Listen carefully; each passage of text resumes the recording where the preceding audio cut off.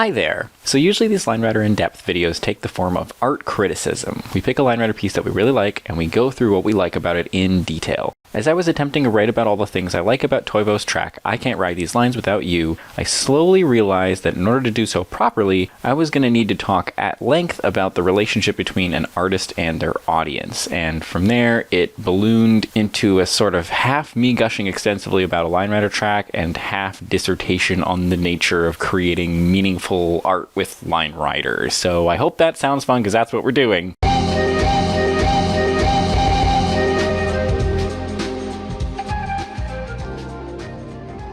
Usually we tell people to watch the video first, but for reasons I will discuss later, what I would actually recommend is watching it after you watch this video. Or even better, go watch it now, then watch this video, and then watch it again after. Or watch it a whole bunch of times. I don't know. Do what you want.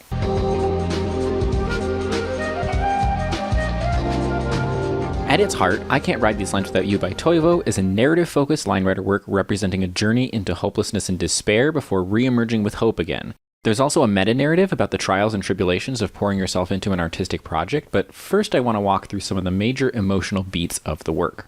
The first thing that really jumped out at me from a narrative perspective is this bit with the knife. Not only does it sync to the music, but it's also really remarkable for its framing and choreography. Bosch flips upside down and drops onto the knife and then holds it there for a moment in a way that I think is best described as painful, before continuing by riding down the streams of blood running from the knife that then spell out Toivo as Sonata Arctica vocalist Tony Kakko belts the line.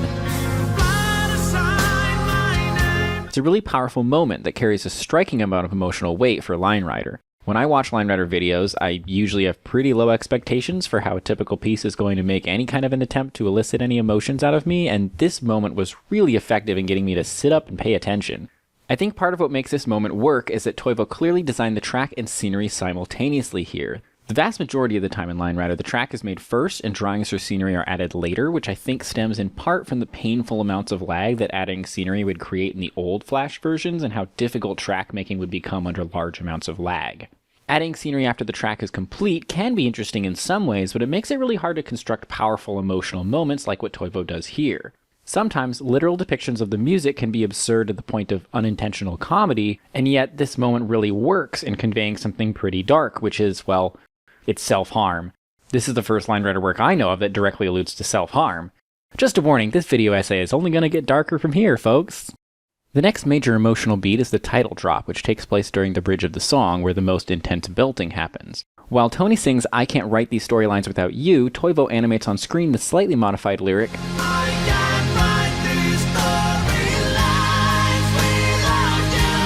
This is essentially a neon sign flashing "This is what this Linewriter track is about," and while it might feel somewhat cheesy for some people, for me it really helps to contextualize everything else going on in this work by making the central meaning crystal clear, and helps avoid the frequent pitfall of narrative-based Linewriter works where the symbolism is so abstract that the message gets lost in ambiguity.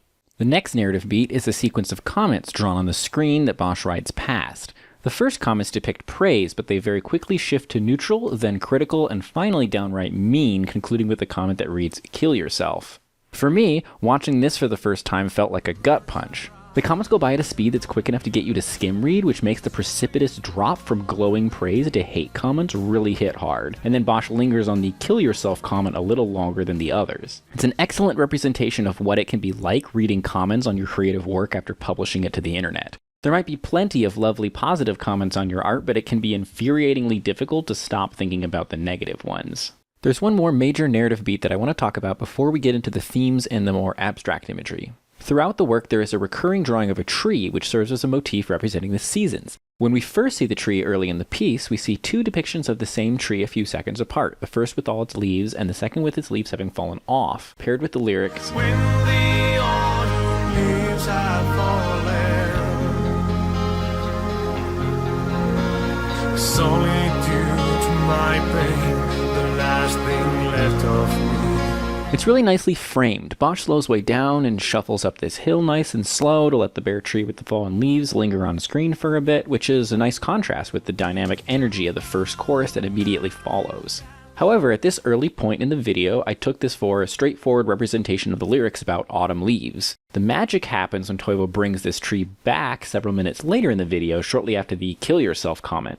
This time there are no leaves in sight, which contextualizes the first two trees as depicting summer and fall, while this tree depicts winter. Indeed, at the very end of the track, we see the tree with leaves again, which would seem to depict spring, which is a really cool metaphor for the emotional journey into hopelessness to ultimately find hope again. But I'm getting ahead of myself because this third instance of the tree is probably the most shocking moment in the entire work, because there's a noose hanging from it that Bosch hangs themselves from.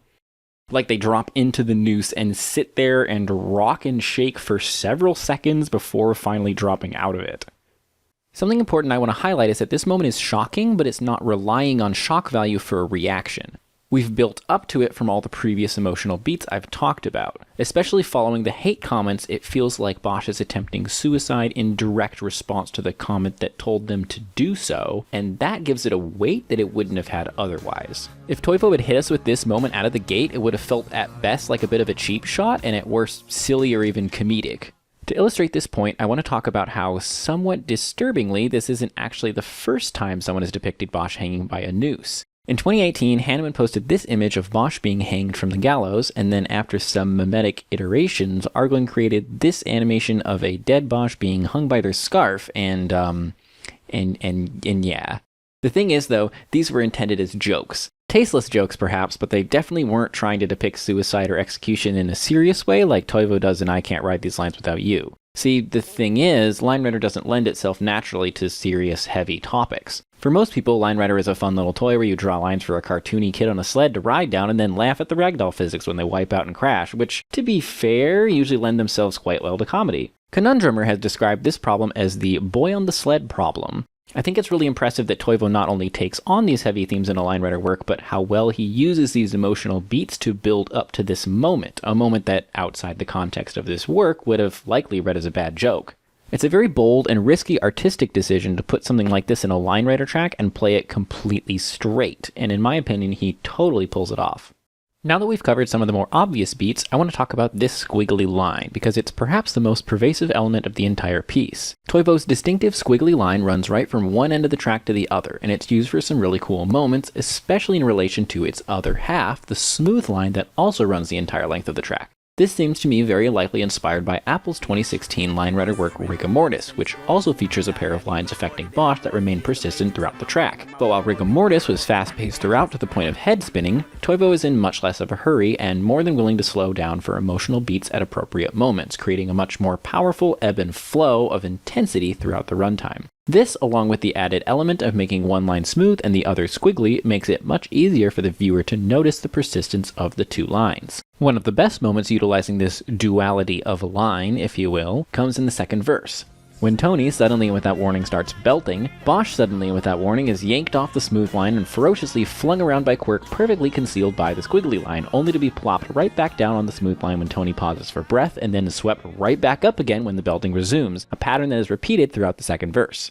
When this first happened, it caught me entirely off guard, but as soon as it happened, I recognized immediately what Toivo had done, which caused me to feel that delightful combination of surprise and satisfaction, that feeling that many of you are probably familiar with from the first time you saw a well-executed music sync in Line Rider. Since I have at this point seen literally thousands of Line Rider videos, these days moments like this tend to be pretty rare for me, so being completely surprised by this was pretty special. Another brilliant usage of these two lines is in the first verse, where both lines at various points dissolve to these dots, which then serve as strings of gravity wells Bosch hangs from. This would be somewhat cool on its own, but the magic touch is that the visual of the lines fading the dots first shows up a full 20 seconds before the dots are used as gravity wells, which similarly creates that feeling of delight and surprise when they are used as gravity wells for the first time. In Line Rider, scenery or decoration is often used to cover up or hide Quirk lines, but often without a whole lot of thought or intention, and the result can be pretty sloppy. Toivo, however, takes this idea as a jumping off point, an idea that opens up possibilities. It's pretty rare to see this approach when putting scenery and Quirk together, and it's really great to see Toivo exploring a wide variety of these creative possibilities. Probably the most powerful usage of the squiggle line smooth line duality of the piece is the bridge. As the second chorus ends and the music swells in intensity and Tony belts out perhaps the most emotionally charged vocals of the song yet, and the backing vocals kick in full force and Bosch hits their highest beat of the track yet, both lines, Smooth and Squiggle, converge on Bosch, pushing and pulling with gravity well chains, dancing around Bosch in perfect harmony, taking turns, shrinking into dots, and expanding into curves, all in perfect sync with the music. It's a really incredible sequence that is everything I ever wanted out of the concept that I first saw in Rigor Mortis in 2016, especially because it's deployed as a backdrop for the title drop, which really emphasizes it as the most important emotional beat in the work. Toivo holds back from bringing the two lines together in harmony until this moment, which not only shows remarkable restraint, saving this very intense visual for this emotionally intense moment in the song, but it is one of the best, perhaps the best use of advanced quirk techniques for narrative purposes. It's really stunning to me after so many years of watching high-speed quirk tracks that after a while all start to kind of look like this.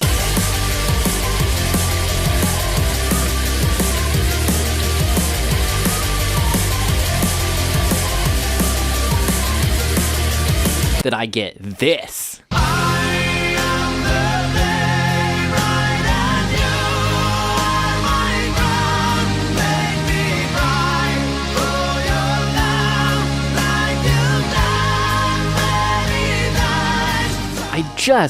Every second here is exquisitely choreographed, and the techniques are being used to support and draw out the emotions in the song, and this all serves to highlight the point the work is making through this meta-narrative. The question every creator asks himself sooner or later, is it? Sorry, I'm getting ahead of myself here. We will get there eventually. Have you seen the length of this video? We've got time.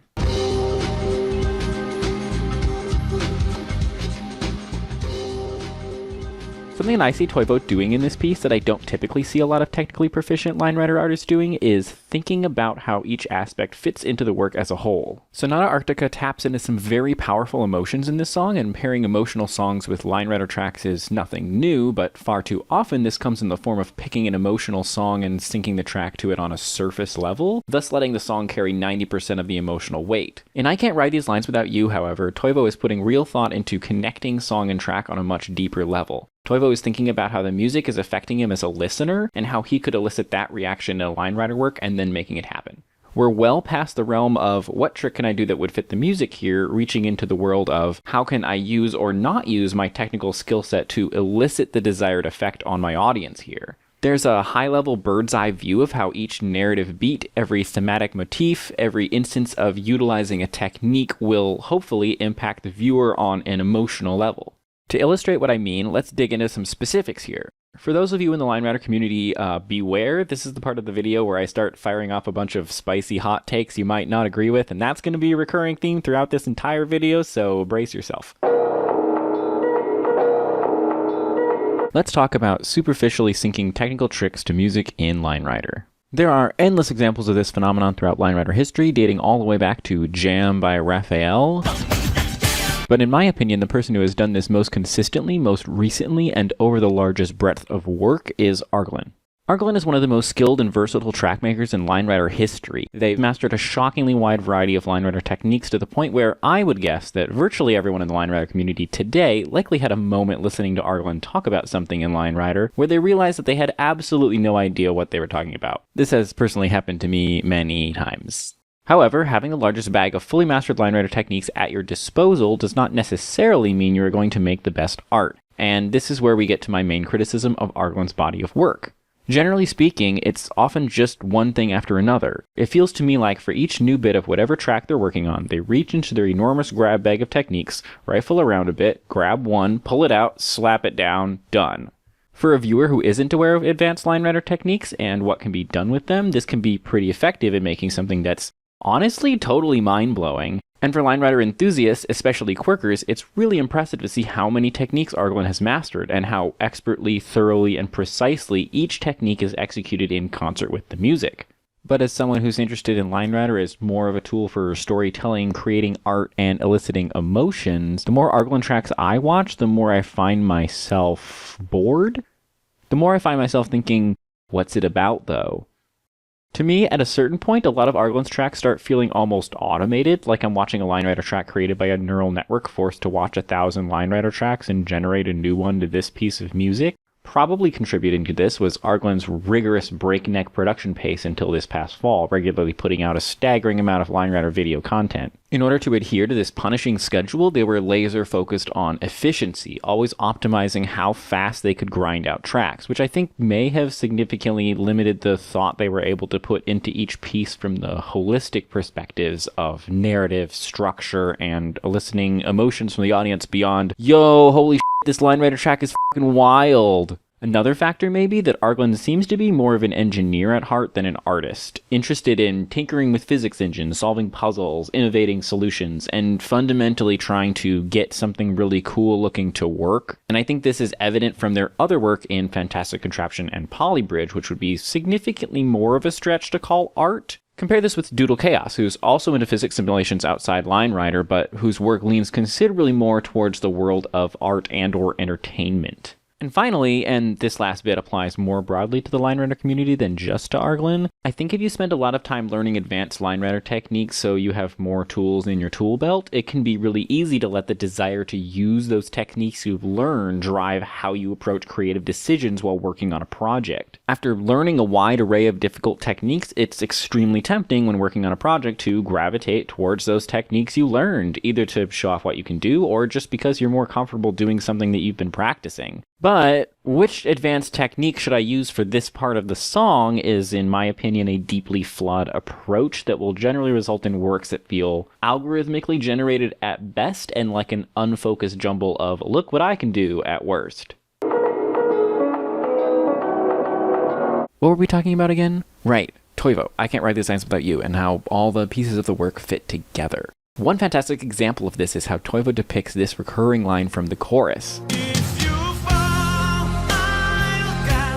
Every time Tony sings this line, Toivo has Bosch fall through the air and land on the smooth line on the word catch. The smooth line catches Bosch. It's a beautiful representation of not just the words in the song or the notes of the music, but it really captures the emotions that are present at this point in the piece. It moves beyond simply depicting the song with Line Rider to something that begins to answer my question from earlier, what's it about? Not by telling me with text in the description or credits or something, but by showing me what the work is about with the language of Line Rider itself. Lines, movement, choreography, etc. Even just the way Toivo draws the squiggly line throughout the track is really well done. It reminds me of Anemoia by Helios, not because the squiggles look the same, but because the squiggles in both works look unique. Unlike this janky Line Rider Advanced Live Draw pencil effect that every other frickin' track uses for high-speed visuals these days. Like, it was kind of a cool effect the first time I saw it, but it feels so boring, like the most obvious possible choice to answer the question of how do I spice up the visuals in this high-speed section? On the other hand, Toivo here is drawing squiggles that look super cool, fit really well with the theme of inner turmoil, and are so unique that if I made squiggles that look like them in my next track, everyone would know that I took the idea to make them from Toivo. They're super evocative, and they're a big part of what gives the whole piece this human touch, this really granular attention to how all the details work together to convey this powerful narrative.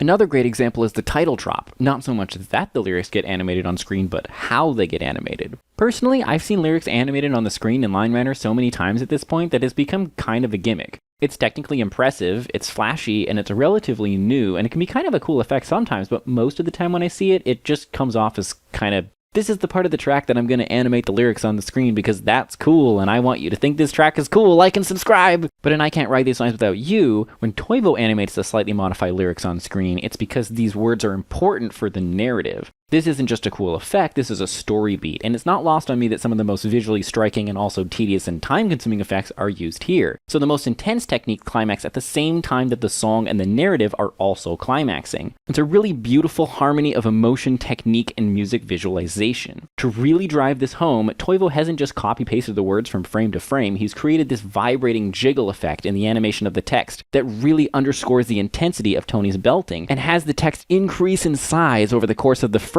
until it feels like the track, or maybe even Toivo himself, is screaming at you, I can't. Whoops, there I go, getting carried away again. We will get back to this, I promise. Let's see, moving on. Right, there's this really amazing moment right after that whole thing where Bosch does this. It's perfectly synced to this drum fill and expertly concealed by the smooth line here, and then Bosch falls away from the line and just lands on this squiggly pencil line here, in flat sled going pretty slow. This is immediately after a section that's really intense, technically, visually, narratively, emotionally, and then Bosch just falls and plops down here and you feel it. It is a big oof. This works because Toivo is focusing on conveying emotions, and the emotion at this point in the narrative is big oof, which is beautifully conveyed using gravity. This might sound super basic, but it's unfortunately super rare to see someone who's capable of all these advanced quirk techniques opting not to use them for the purposes of an emotional story beat and instead just using gravity. It's so rare to see a quirker who isn't afraid of a couple seconds of a track looking unskilled. You can see this again a little later when Toivo has Bosch do this, which in a typical Line Rider work would look like some Line Rider newbie's first attempt at Gravity Wells in Beta 2 from 2008, but in context of this piece, it comes right after this nasty comment section, and we can feel that Bosch is really struggling right here, emotionally struggling, which is perfect, because just a few seconds later is when that happens. But the moment that most effectively illustrates this is when Bosch falls out of the noose. Listen to what the music is doing here. Can you picture what this part would look like in an Argolin track? My bet would be some kind of big cannon with a dramatic direction change on each of those big drum hits. Boom, boom, boom. Can't you picture it? Now look at what Toivo does again.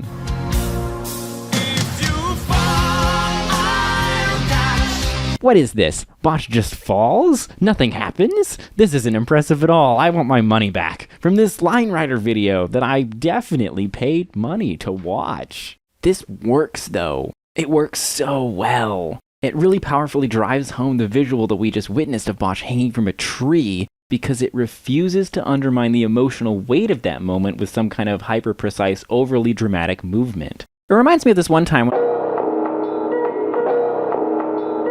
back in 2011, I was taking a lighting design class in college, and our big final project was to do a lighting design for a piece with a performer.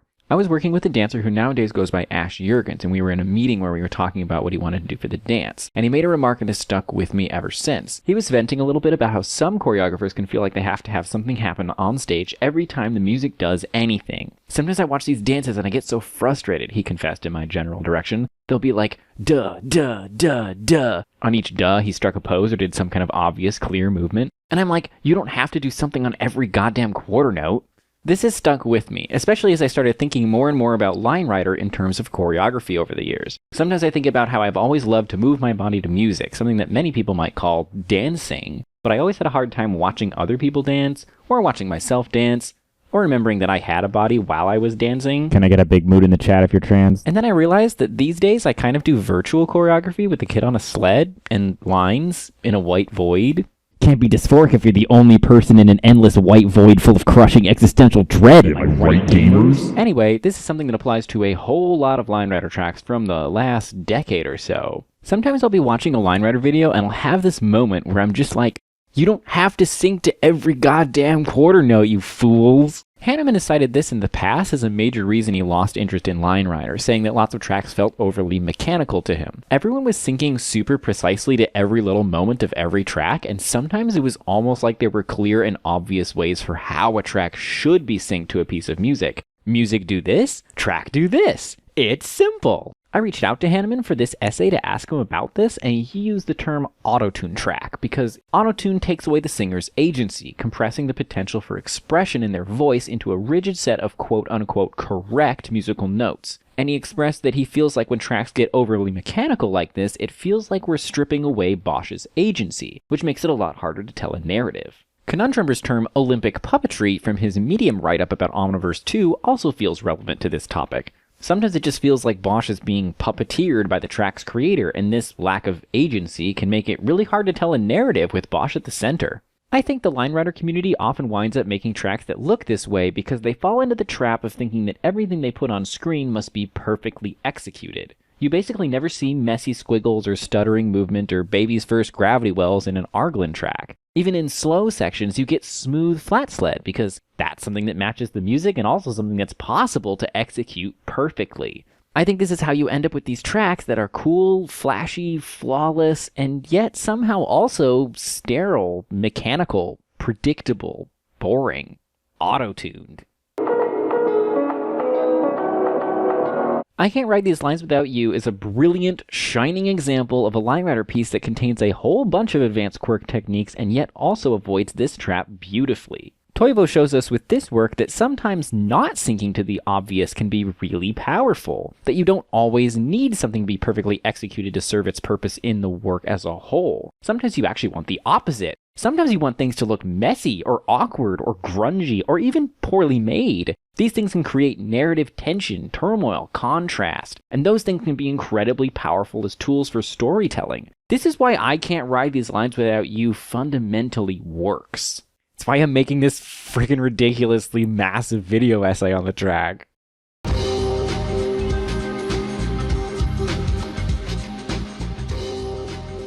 I think this would be an appropriate moment to talk about some of the criticisms I have for this piece. First, while I really love the theme of the two persistent lines, one squiggly and one smooth, and Toivo uses them very effectively to support narrative beats throughout the work as previously discussed, I confess that I wasn't able to pick out any clear themes or motifs that would point to what the different lines themselves represent or symbolize. I wouldn't be surprised if the two different lines symbolize something to Toivo, but if so, I don't think that comes across clearly to the viewer. What does it mean when Bosch rides the squiggly line or the smooth line? What about when they come together or overlap? I feel like the work could have used some more structure and planning around what Bosch riding each of the two different lines represents in terms of the narrative, which could have lent some extra weight to moments where the two lines join together.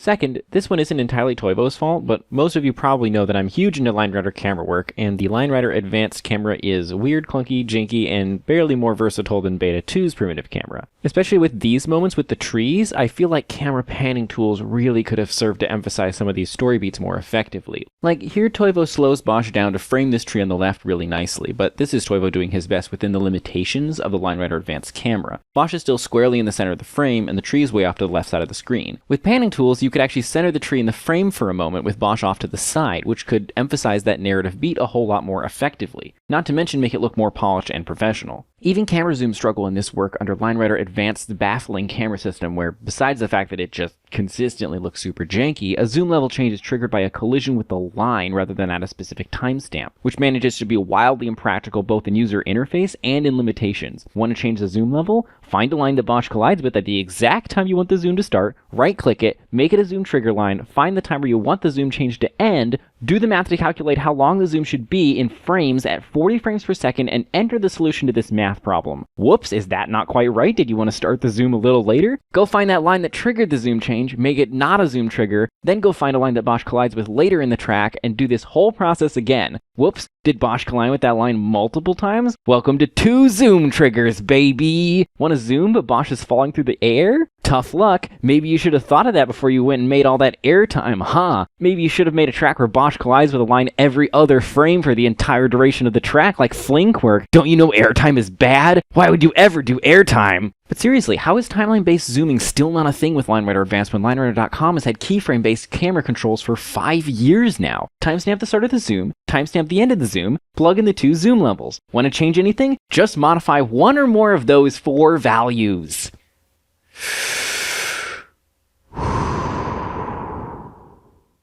After writing this section, I recently learned that the unreleased and unfinished and crash-prone build of LineRider Advanced Community Edition that I had to open with Wine because no compiled build for Mac or Linux exists, and therefore the video export feature does not work because the auto-download of FFmpeg fails, does in fact now have timeline-based zoom controls. So, good job.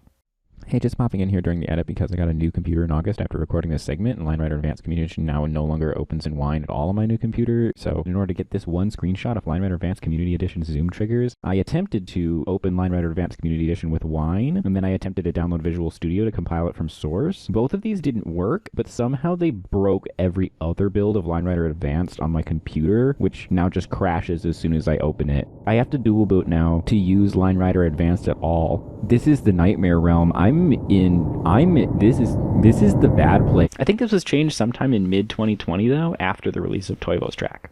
Anyway, Toivo wisely steers clear of most of LineRider Advanced zoom tools, but you can tell that what is there isn't really polished or smooth.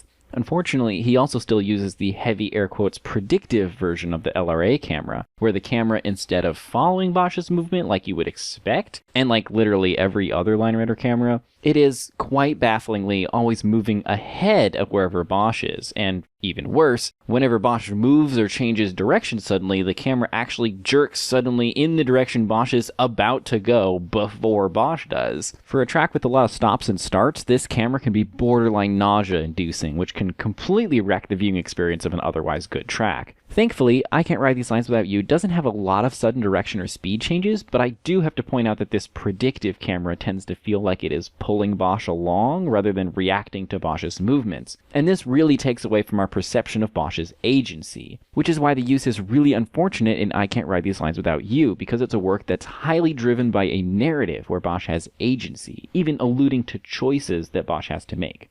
My next critique is one that I would also put on the pile of unfortunate trends present in lots of line rider works these days, which is the overuse of very high speeds. In particular, much of the works of Arlen and 156R are, in my view, the worst offenders, with tracks that are, in my opinion, just generally far too fast far too often, though this trend is by no means limited to those two. One possible reason for this trend is that if you're manipulating Bosch frame by frame, it's a lot easier to do so if you're going fast enough that the frames are far apart and you don't have to worry about lines affecting more than one frame at a time. Unintuitive as it may seem, in many ways it's actually much easier to do Quirk at high speed, which I think combined with Quirk-friendly tools like frame stepping, onion skinning, and especially Line Rider Advance's lifelock and subframe iterations features can often lead people well-versed in Quirk techniques and tools to gravitate towards high speeds when it's not really needed and doesn't support the themes of the work.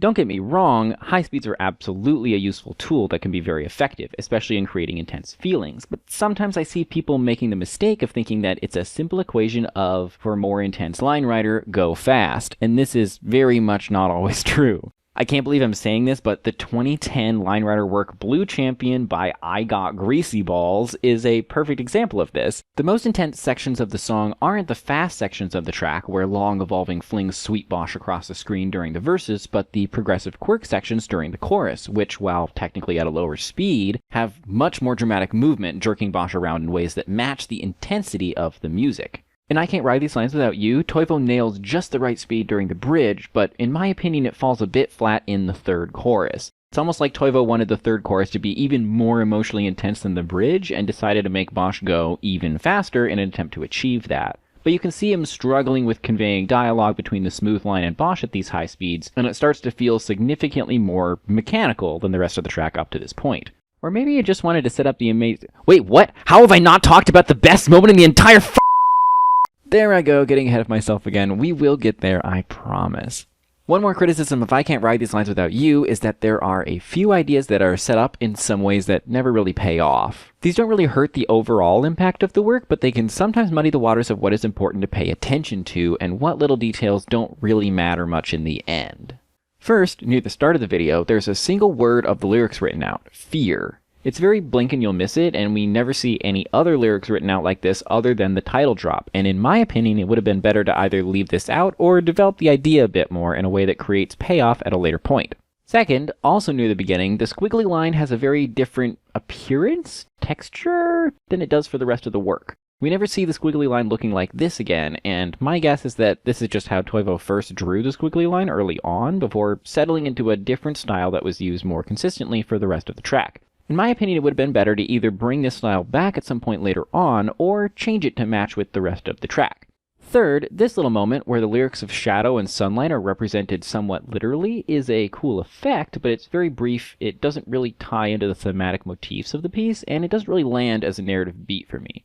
And finally, this squiggly line explosion about midway through the piece is a stunning visual, but in my opinion it's too sudden and dramatic for this particular moment of the song, which is definitely dramatic, but not really dramatic enough to call for an effect that completely fills the screen with chaotic squiggles. I would have loved to see this effect used at a more climactic moment and to have a slightly less dramatic version of it used at this particular spot. Note that none of my criticisms or praises have been about whether this track contained or didn't contain any particular trick or technique. None of this has been about how skilled or dedicated Toivo is, or how long or difficult this track must have been to create. Don't get me wrong, those things can be important, but I feel like if I focused on them, people might come away from this video with the takeaway of, wow, Toivo's really good at Line Rider. This is true, obviously, but Toivo's skill and dedication do not make this track notable in and of themselves, and the idea that they should is an infuriatingly common sentiment in the world of Line Rider. Yes, Toivo is very knowledgeable, highly skilled, and extremely dedicated when it comes to executing advanced line writer techniques and completing large projects. But this track is good because Toivo is sharing something vulnerable and relatable and using those skills within line writer to broach topics that are difficult or scary to bring up directly in casual conversation. Things that are hard to put into words. Things that might be hard to come to terms with ourselves about. Things that are sometimes hard to think about. Sometimes because I don't use advanced physics glitch techniques in my line writer works, people think that my opinion is that nobody should.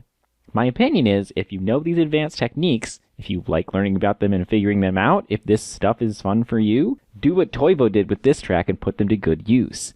I Can't Ride These Lines Without You is a great example of utilizing these difficult techniques not just to showcase what you can do, but to explore deep, complicated feelings, and that's what gets me really excited. I've been pretty nitpicky about the track in this section, so something I really want to make sure to underscore is that this kind of storytelling is really hard in a medium like Line Writer, where it's extremely difficult to plan out exactly what you're going to do beforehand, and often impossible to go back and change something you did earlier in the track. When you're doing a big narrative line writer piece like this, you might have a general idea for the overall structure when you start, but you usually have to sort out the specifics of what you want to do for each narrative beat as you go, and that is nearly always going to result in loose ends and imperfections and things that don't quite fit into the finished work the way you hoped they would. Emotional storytelling about a vulnerable topic using an unconventional art medium is always going to be real challenging and messy, so it's a really big deal to see Toivo attempting something of this breadth and depth. If your primary goal in creating art is avoiding mistakes, flaws, issues, or potential criticism, you wind up with art that is smooth and precise, but also sterile and lifeless. It's hard to ever make anything that's truly meaningful this way. If you want your art to get people to think, reflect, or feel emotions, if you want your art to have an actual impact on the lives of those who see it, you're going to have to embrace the idea that some people won't like it, or won't even understand it, and that sometimes it just won't affect people in the way that you thought it would, for better or for worse. But in my opinion, a mixed success at communicating something meaningful like the themes in I Can't Ride These Lines Without You is always going to be more valuable and significant than a total success at perfect execution of a piece of art that doesn't ultimately have anything to say.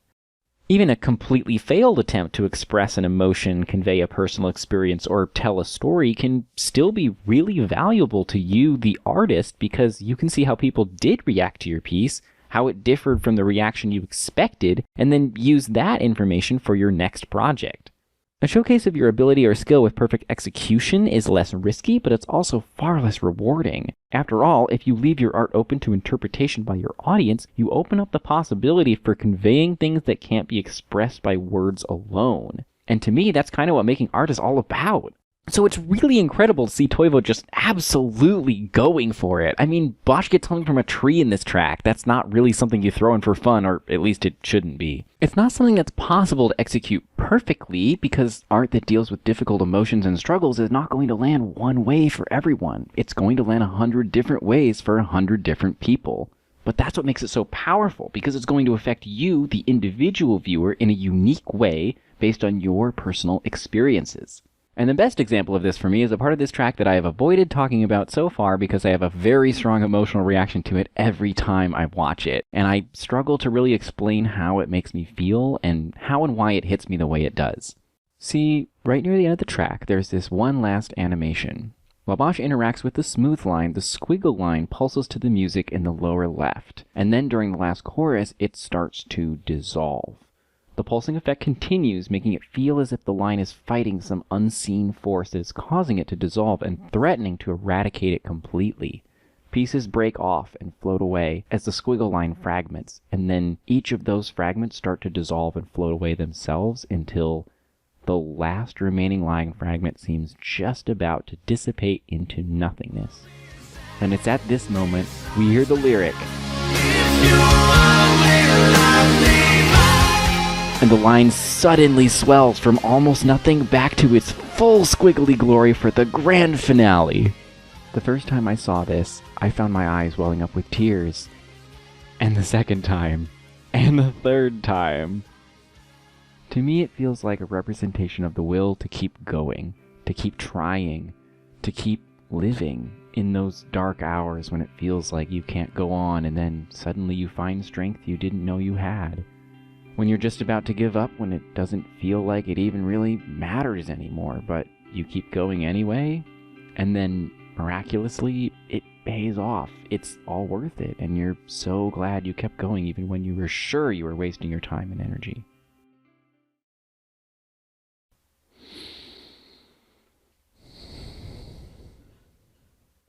I have never been suicidal, but there have been times when I have felt like I wished I could just stop existing because I couldn't see a path forward and everything just felt too hard.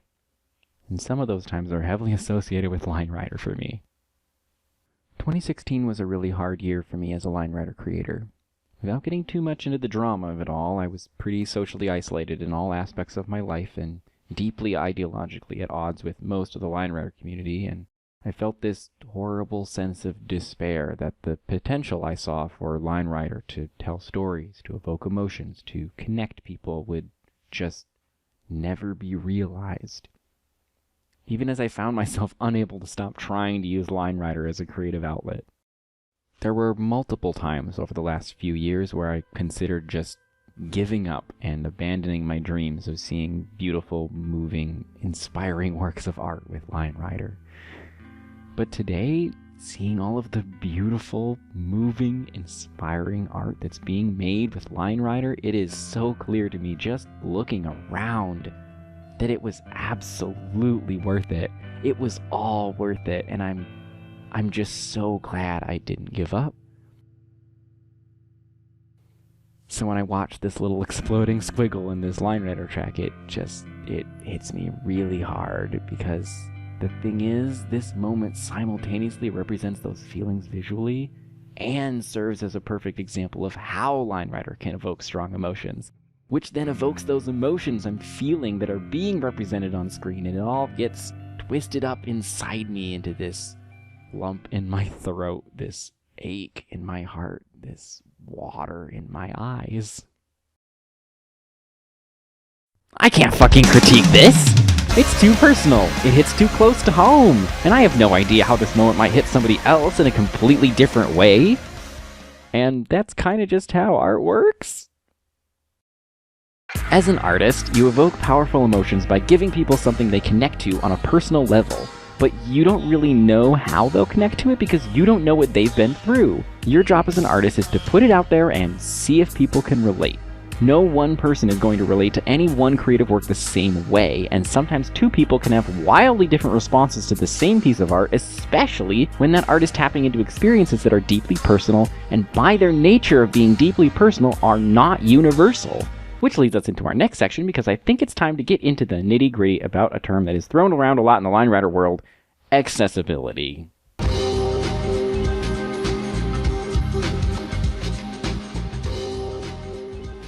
In the world of Line Rider, accessibility usually isn't used to refer to the disability rights movement. Perhaps there should be conversations about accessibility and disability in the Line Rider community, but this video is not about that, and it's way too long already. When people in the Line Rider community say accessibility, what we're usually talking about is how accessible or understandable or approachable a particular Line Rider video or style of Line Rider track is to the general public. Doodle Chaos's work, for example, is extremely accessible, while something like this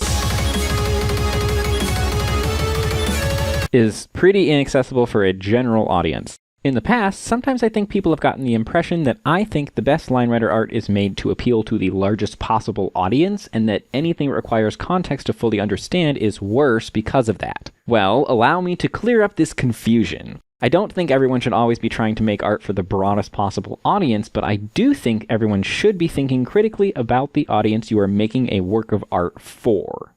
I like art that is evocative and makes me feel things, and art usually does that most effectively by connecting with me on a personal level, and by its very nature, that sometimes means that a piece of art that I personally really appreciate won't have a super broad appeal. Generally speaking, art that is designed to appeal to the widest possible audience can often feel emotionally basic. Can't you feel my heart beat fast? The reason I've spent a lot of time and energy pushing for people to make their tracks more accessible is that there's a really common mismatch in the line writer community between the audience people are trying to target and the audience that will actually be able to connect with what they're making. Most commonly, I see people framing their track as something that everyone should get hyped up for, but then the track itself is largely esoteric and impenetrable to all but the most knowledgeable of line writer creators. Let me use some examples to show you what I mean. Mountain King by Doodle Chaos. Sorry, I know, but it's a line writer track with a very broad appeal and also an excellent example of a video that's aware of its intended audience and frames the work specifically for that audience. What audience is Mountain King designed to appeal to? Well, I would put them in roughly 3 groups. First, group 1 is people who vaguely remember Line Writer but haven't thought about it much in years. The track starts out nice and simple, slowly demonstrating basic jumps and tumbles to remind those people what Line Writer is and to get them to notice that the track is synced to the music, which might be a new concept for them. Group 2 is people who don't know Line Writer but enjoy music-synced physics simulations. The slow opening also involves a lot of airtime that helps this group realize that they are watching a physics simulation featuring a kid on a sled. And finally, group 3 is fans of classical music that appreciate a good music sync, from animation to dance to video editing. The opening with the treble clef followed by accurate musical notation for the piece gets this group interested. All 3 of these are large categories of people, but they're also specific enough for someone to feel like this video is something they might personally enjoy. Mountain King is also helped out by a very recognizable song. Whether or not people know what the song is called, basically everyone's heard it at one time or another in movie trailers or whatever, so by the time everyone figures out what they're watching, they can vaguely sense that there's some kind of exciting build-up coming. So by the time Bosch starts to go faster, everyone's up to speed and on board. And when the conclusion is successfully entertaining and satisfying, the people in these broad audience groups are likely to share it with other people who they think might appreciate classical music sync or physics simulation set to music, or people who vaguely remember Line Writer as well. Does any of this mean Mountain King is better than any other track? Well, some people might think that, but it's not really that high up on my favorite tracks of all time. It's fun and entertaining in a light-hearted, fluffy, hey, check out this cool 3-minute video kind of way, but did it change my life? Well, the fact that it went more viral than any other Line Writer track before it did, I guess, but the experience of watching the track itself didn't even compare to any of my favorite tracks from 2020. But one thing I can't deny is that Doodle Chaos was aware of his potential audience and crafted a track that very effectively appealed to that audience. There was no mismatch here.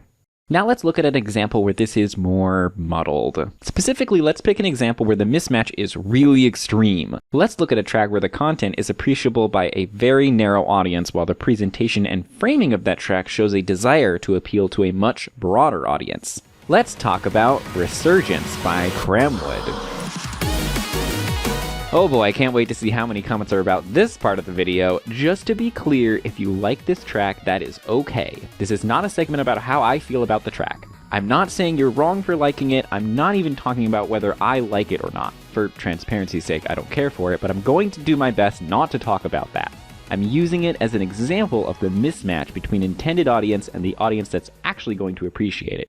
Alright, let's jump in. The first thing to note about this track is that, not including a trailer, it is a 3-minute track inside an 8-minute video, half of which consists solely of a replay of the track in edit mode so that you can see which lines were blue, green, and red, presumably so everyone can see none of it was faked somehow. However, if you're knowledgeable enough to understand what you're watching, you could just download the track file linked in the description and check it out that way, and if you don't know what you're watching, rather than helping you, this color replay is going to be even more baffling. I also do want to briefly touch on the trailer, which consists of CGI space clips interspersed with slow motion excerpts from the track, which are also likely to be baffling to anyone who doesn't understand Line Writer physics glitches in great detail. But most importantly, we have to talk about the intro.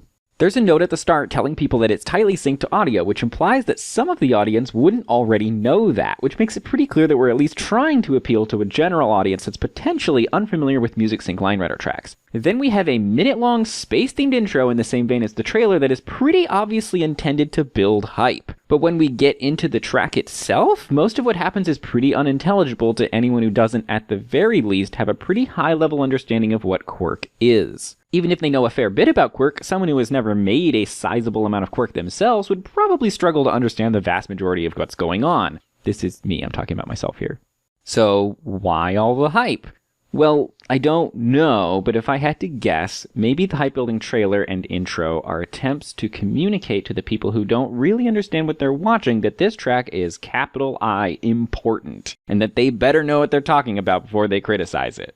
Framing a video with the equivalent of a giant neon sign that reads, "This is a really big deal," can sometimes work when the creator and audience are all considered members of the same community space. As a community member, you don't want to be a stick in the mud, that person who's like, "Oh no, I just don't like it," that gets on everyone's nerves, and peer pressure can be a hell of a drug. Of course, this is all very much speculation, but when I try to understand why in the year of our Lord 2020 this video has a 1-minute hyped up space-themed intro that has absolutely nothing to do with a 3-minute Line Rider track inside an 8.5-minute video, this is my best educated guess. Whatever the reason, this track is clearly presented in a way that begs for you, the viewer, to take it seriously, rather than letting the content of the track speak for itself, which kind of undermines the previously mentioned attempts to appeal to a broad audience. The result is, in my view, a video that fails to appeal to anyone outside the hardcore Line Rider quirk community, while also not doing a great job of actually catering to that community either. So as a thought experiment, let's imagine what it might look like if we presented this track more directly to the people who are going to appreciate it the most, and then let's imagine what it might look like if we presented it in a way that might be more palatable to a general audience. Alright, so if we're presenting this track directly to hardcore quirkers and quirk fans, the first thing I think is obvious is that the color playback is completely unnecessary, because the track file is already linked in the description, and that's going to provide far more information than the color playback can. It might be worthwhile to edit in some noteworthy moments of technical prowess, maybe with some combination of super close-up, slow motion, contact points visible, line hitboxes on, etc., so people can really see what's happening. It's also definitely worthwhile to include credits, inspirations, shoutouts, special thanks, and the like. It would be a great chance to help your audience feel like you and they are part of the same club who gets what's going on. The trailer, however, is totally unnecessary because nobody in this audience is going to decide whether or not they're going to watch your 3-minute track by watching a 1-minute trailer. If you want to hype up your audience and let them know you're making a comeback, a dramatic 5-second teaser clip is going to be far more effective than a drawn-out trailer full of slow-motion clips that's a third the length of your track, and again, mostly consists of an unrelated space theme. The note about precise music sync at the start is also totally unnecessary because this isn't their first rodeo. They know there's going to be precise music syncing. Hyping up the track in the video before it starts, however, is actually a pretty good idea when you're appealing to a dedicated audience, but we don't need the space theme. Reminds me of when we were all 12 and tried to hype up our Line Rider tracks with wildly unrelated video clips. Wait, hang on, I think I did some satire about this. I did a joke track 10 years ago? How is this still relevant? Anyway, Arglin's track, Devourer of Gods, released a few months later, really took this hype-building intro idea to the next level, opening with these slow manuals that dramatically revealed the title sequence within Line Rider itself before launching us into the track proper. This was fantastic framing for the hardcore dedicated audience that that track appealed to. So those are my very non-expert thoughts on how this track might more effectively appeal to the quirk crowd, the audience that is most likely to understand what's going on in this track just from watching it. Now let's think about how we might present a track like Resurgence for a more general audience. First off, there's no point in hyping up the track if they're not going to understand what's going on once it starts playing. That's buildup of tension without any payoff. If you want to present a track like this, something incredibly dense, technical, and precise to a general audience, there's really no way around this. You're going to have to explain what's going on. You're going to have to explain what you did, why you did it, and what you think makes it really cool. Nobody's really done this effectively with Line Rider, at least not yet, so for a non-Line Rider example, let's take the legendary Mario 64 video, Watch for Rolling Rocks 0.5 times A presses, commentated by Panenkoic 2012. Tool-assisted Mario 64 is something that the vast majority of people do not understand. The original video with just the footage of Panenkoic getting the Watch for Rolling Rock star in 0.5 A presses is completely inscrutable to the average person. It's like a casual Line Rider player watching Resurgence, except that it doesn't have a ridiculously overdramatic trailer and overlong space-themed intro. But the commentary video is super fun and entertaining, and it starts from the basics, assuming you're casually familiar with Mario 64 and explaining everything else carefully and thoroughly. For the average casual viewer, by the time you get to the end of the video, you understand more than you ever imagined was possible about how all these absolutely wild glitches in Mario 64 work, and you feel incredibly impressed at how passionate and knowledgeable Panenkoic is about all this stuff. It's super dense and technical, but you don't feel left out. You feel like you know enough of what's going on to be genuinely impressed that this guy pulled off Watch for Rolling Rocks in 0.5 A presses, and you know what 0.5 A presses even fucking means. In my opinion, if anyone ends up making commentary videos on Line Rider quirk physics with anything remotely similar to the style and approach of this video, that would be absolutely fantastic. For a different slant on this, another non-Line Rider work that comes to mind is the dance piece Out of the Shadows by Gabriel Mata, which I teched at the Minnesota Fringe Festival in 2017. The piece opens with Gabriel attempting to perform a challenging dance piece before supposedly getting anxious, messing up, and having to stop the show, though this was actually scripted and we did it the same way every night. At this point, the character starts talking to the audience about himself, and over the course of the rest of this show, we come to know more about his relationship to the art and craft of dance, his past, his struggles, and we start to get a fuller picture of who he is, beyond just a body performing this difficult dance piece. At one point, he walks us through the steps of the dance he was trying to do, showing us how each move works, and explaining all these little phrases he thinks to himself to remember each one, most of which are very funny and memorable. At the end, he finally performs the dance piece all the way through, and this time, we as the audience are following along and remembering all the little phrases and jokes associated with each move. The dance itself is gorgeous, and most nights you could hear audible gasps and laughs from the audience as they remembered what came next, and it really felt like the piece itself had taught us, the audience, how to really appreciate the dance. The first night the show ran, there were half a dozen people in the audience, but word spread, and by closing night, the 100-seat space was completely sold out. It was a huge hit, and I think it would be totally possible to make a line rider piece that would hit similar beats, though it would require the artist to get pretty vulnerable about who they are, how they got to where they are, why they are doing what they're doing in line rider, and then tie it all together by inviting people into the emotions and struggles and humor involved in their creative process. Imagine for a moment a line rider work that's part video essay, part track that draws the casual viewer into the world of the track maker, into their past, their struggles, their goals, and goes into detail about the significance of all the little decisions that were made in the creation process before finally showing you the finished product now that you have the knowledge necessary to really appreciate it. Wouldn't that be so cool? Alright, let's finally bring this concept back around to I Can't Ride These Lines Without You, the track that this video essay is at least theoretically supposed to be about. The reason for this shockingly long preamble is that talking about the target audience for I Can't Ride These Lines Without You is difficult. This is a track with a whole bunch of stuff in it that would go completely over the head of someone only vaguely familiar with Line Rider. But at the same time, it has all this really strong imagery that's a lot more universal, so even if you don't understand all the details of what's going on, most people can get an idea of what kinds of themes it's dealing with, as well as a general sense that there's a lot going on under the hood, so to speak. I think anyone inside or outside of Line Rider who has experience with pouring themselves into a project without knowing if anyone is going to appreciate it might be able to find this track a bit more relatable. Case in point, my mother is in her 60s, she barely uses the internet beyond email and Facebook and since COVID, Zoom, but she's a professional artist with plenty of experience with spending long hours on big projects. I casually mentioned this track in an email and she clicked on the link and went and watched the whole thing and left a comment. Understand, this is someone who I didn't even know had a YouTube account before she left this comment. She called I Can't Ride These Lines Without You beautiful, sad, and hopeful. So I consider this to be at least some evidence that Toivo's track is relatable and meaningful to people outside the Line Rider community. Generally, though, in conversations with her and other people outside the Line Rider community who like this track, there's this sense that they're aware that there's a lot more meaning they're not necessarily picking up on, even a sense that it's not really a track for them. My mom theorized that maybe the piece was about a mentor or a parental figure of Toivo's, but for me, and I suspect other Line Rider creatives might feel this way too, the track feels like it's for me. The track feels like it's about something that we, as people who make stuff in Line Rider, experience and understand on this deep level that's difficult to describe to others.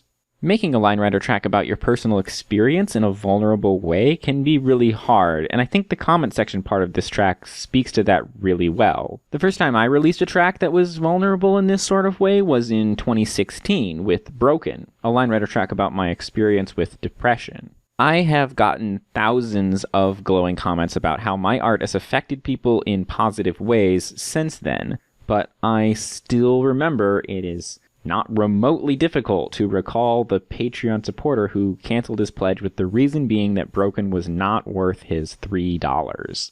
I very clearly recall one of the first comments on the track, someone on the Line Rider subreddit who said, "Not gonna lie, that was boring as f***." I still remember that the track had more dislikes than likes for the first several months of it being on YouTube. 5 years later, that video is an unequivocal success with more views than I ever could have imagined at the time, and comments from people who have struggled with depression saying it matched their experience perfectly. People saying it made them cry because it felt like someone finally understood what they were dealing with, and thanking me for making it. But on some kind of messed up psychological level, it almost doesn't matter. I can recall those negative responses with so much more ease and clarity. I went back and looked these up to make sure they were accurate, and the casual negative comments I could recall in perfect detail, while the positive comments, despite the fact that the people who left them were deeply touched by the video and put a lot more thought and time into their comments, I could barely remember anything about them. I had to go back and read them to even remember what they said. The comment section moment in I Can't Ride These Lines Without You captures this so perfectly because there are equal numbers of positive and negative comments, and none of them have had much thought put into them, and yet the ones we remember are the casually hateful ones. And I think this really gets to the heart of the question of who Toivo's track is for. I think the target audience of I Can't Ride These Lines Without You is people who have made, have tried to make, or are hoping to make something meaningful in Line Rider. This is a very small audience. This track is probably not going to go viral. It's not Doodle Chaos. And Toivo owns that and accepts it to the point where he made the heart of the work about that itself. About how difficult it is knowing that your work won't be widely beloved. And I think that's really brave. To create a work of art knowing and accepting that not a lot of people are going to care about it. Our impulse is often to fight that, to do everything we can to try to telegraph to the viewer that this thing we made is big and important, and if they don't get it, that they're wrong somehow. I can understand why people do that. It can be really hard to say, I really want everyone to like this, but I know that not everyone's going to. But for those people who do get it, I want to make something really special. And I hope and I trust that those people are going to get it and it's going to really mean something for them. And I can relate, ironically, with This Will Destroy You.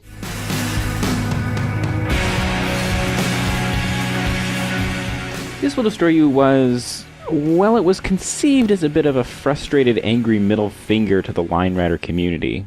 As I mentioned earlier, in 2016 I was rather ostracized, a bit lonely, and a bit depressed. And I felt like the community didn't appreciate the breadth of possibilities with the new music syncing tools in Line Rider, especially after the lackluster response to my first music sync flat sled track, Colorblind, and even more so after the very mixed response to Broken. The idea was, alright, fine, you're spending hundreds of hours on these 2-minute GigaQuirk tracks, sure. I'm going to spend hundreds of hours on this 100% flat sled track, and I'm going to do that by making it really fucking long. Maybe then people will take the potential of Music Sync flat sled more seriously.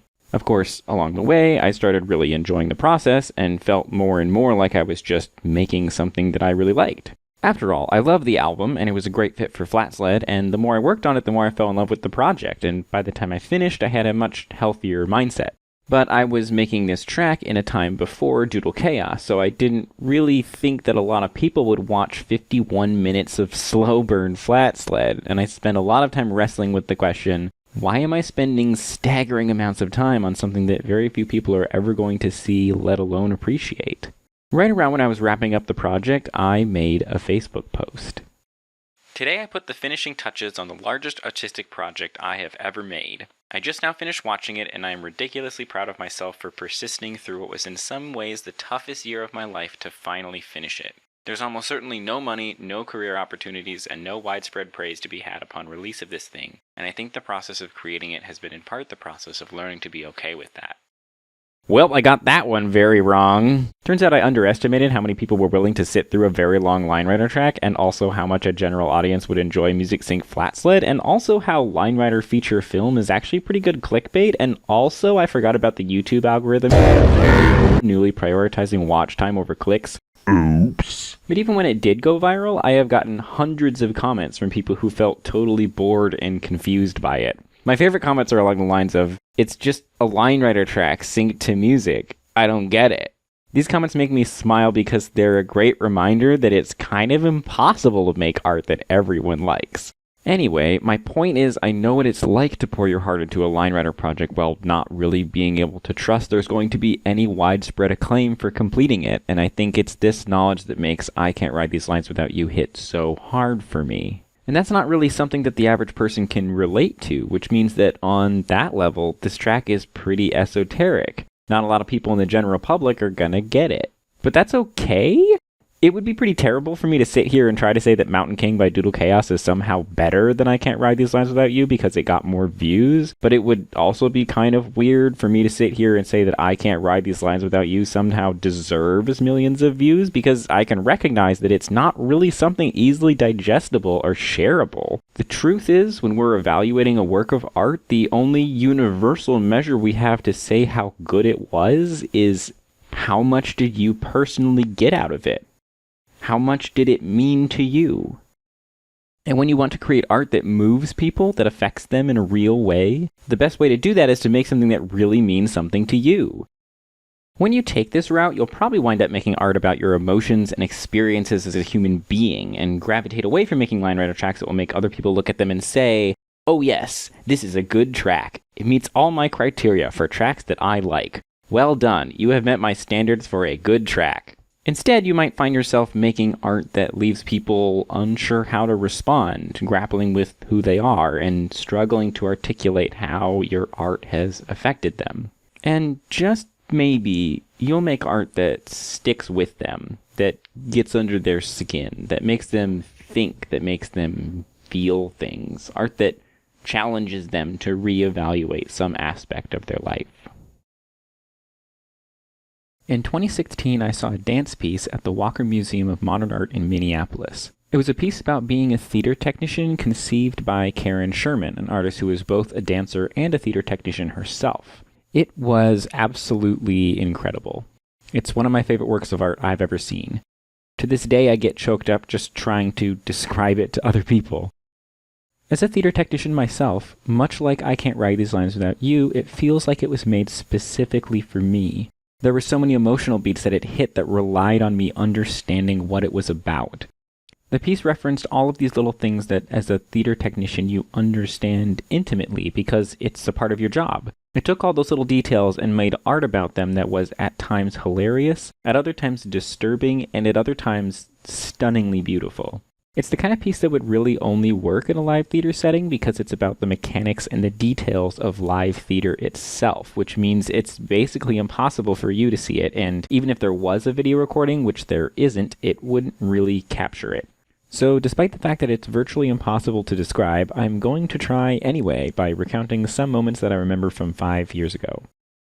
First, moments of beauty. In one sequence, they fly in the cyc lights, which is this long row of big lights used to light up the white screen at the back of the stage, turn them on, and then, leaving them on, swiftly fly them from the ground all the way up to the grid while we watch the shadows created by this movement rake across the entire theater space. In another sequence, dancers slowly focus lights on things like the instrument rack and buckets of C-clamps, literally spotlighting the tools used to light the actors, tools that usually lurk in the darkness unseen.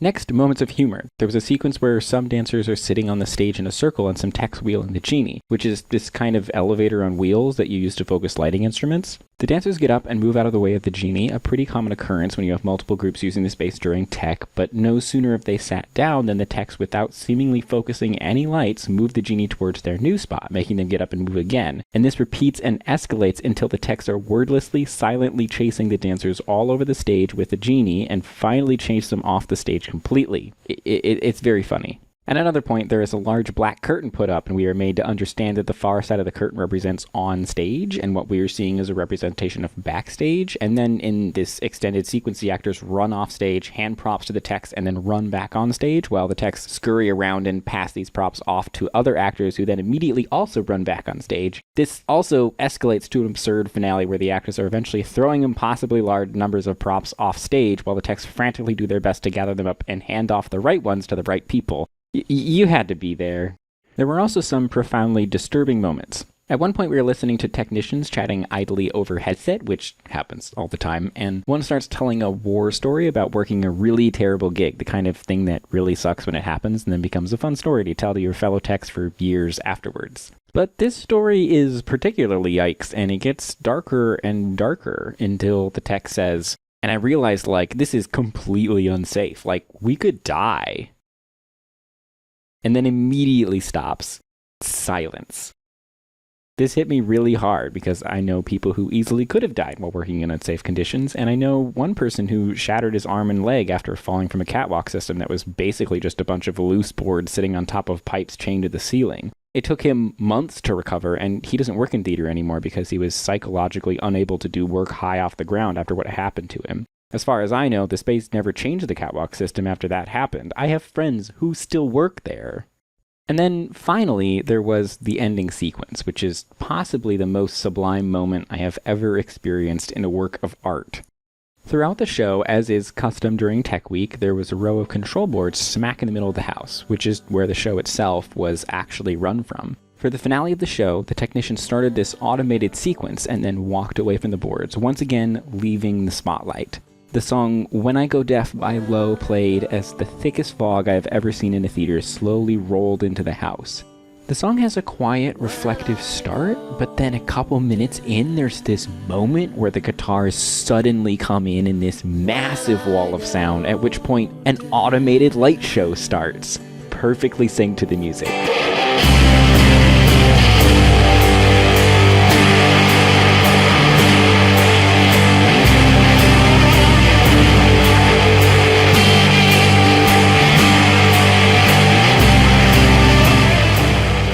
If you've never seen a synced array of moving lights cutting through fog, it is a completely indescribable experience, and after everything I'd seen, I couldn't hold back my tears. I've seen hundreds of live shows, and only very occasionally will a show get me to choke up. But this show didn't just bring tears to my eyes, I was openly weeping. I felt somehow validated, like the show itself was saying to me wordlessly, I see you. I see the work that you do. I see the magic that you make happen.